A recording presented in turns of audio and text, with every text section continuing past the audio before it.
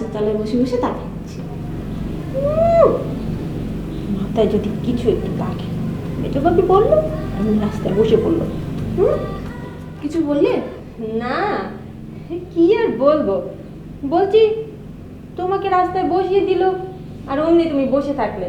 তো মেজো বউয়ের তো শরীরটা খুব খারাপ, তুমি সঙ্গে যেতে পারলে না? আমি কি করব, মেজো ভাবি তো বললো সে একা যাবে। তারপর তারপর আমি বষ্টমীর গান শুনলাম। জানো গো কি সুন্দর গান করে। বৈষ্ণবী আবার কোত্থেকে জোটালে গান?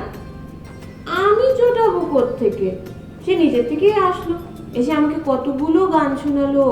আমি না সময় যে চলে যাচ্ছে তা বুঝতেই পারিনি, ভুলেই গেছিলাম মেজো ভাবি যে আমার সাথে আছে।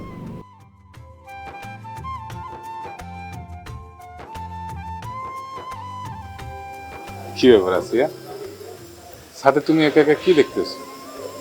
রসুল ভাই, জ্যোৎস্না রাইতে আমার একা একা ছাদে দাঁড়ায় তারা দেখতে খুব ভালো লাগে। বাহ, আমারও ভালো লাগে। আমার মামার বাড়িতে একটা পুকুর আছে, আমি মাঝে মাঝে ওই পুকুরের পাড়ে গিয়ে আকাশের দিকে তাকায় থাকি, তারা দেখি।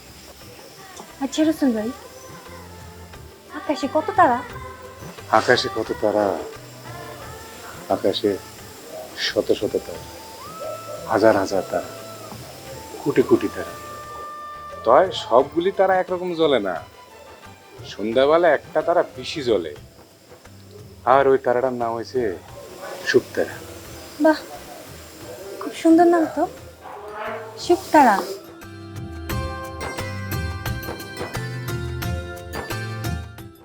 জানো আমি বষ্টমীর সাথে হাঁটতে হাঁটতে অনেকটা দূর চলে যাচ্ছিলাম। দেখো তো তোমার বৈষ্ণবী। তা তোমার মেয়ে যদি কোথায় গিয়েছিল সেটা কি জানতে চেয়েছিলে তুমি? মেজো ভাবি? মেজো ভাবি তো পানি খুঁজতে গিয়েছিল, তার খুব তেষ্টা পেয়েছিল তো তাই। তোমার মেজদি কি নিজে থেকে তোমাকে এসব কথা বললো যে সে পানি খুঁজতে গিয়েছিল?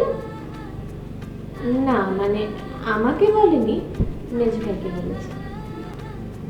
মেজো ভাই কি এসব কথা বললো তোমার মেজদি? হ্যাঁ, মেজো ভাই যখন জিজ্ঞেস করলো তখন মেজো ভাবির কথা মনে পড়লো। জানো কর্তা মা মেজো ভাবিকে কত কি দিয়েছে, আবার বলেছে বাচ্চা হলে আরো অনেক কিছু দিবে। আচ্ছা ছোট বউ, তুমি থাকো, আমি একটু আসছি। হ্যাঁ, ঠিক আছে।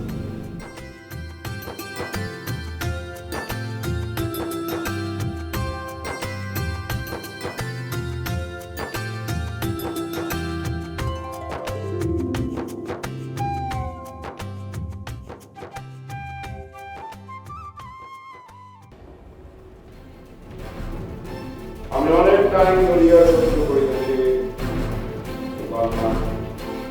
এবার ভালো ভালো তুই আবার তোর সঙ্গী সাথীদের পরিচয় দিয়ে তাহারা কোথায় লুকাইয়া হইয়াছে সব ইনফরমেশন আমাকে দে। দিয়ে দে সব তথ্য আমাদেরকে দিয়ে দিলে তোর জন্য এটা খুব ভালো হইবে।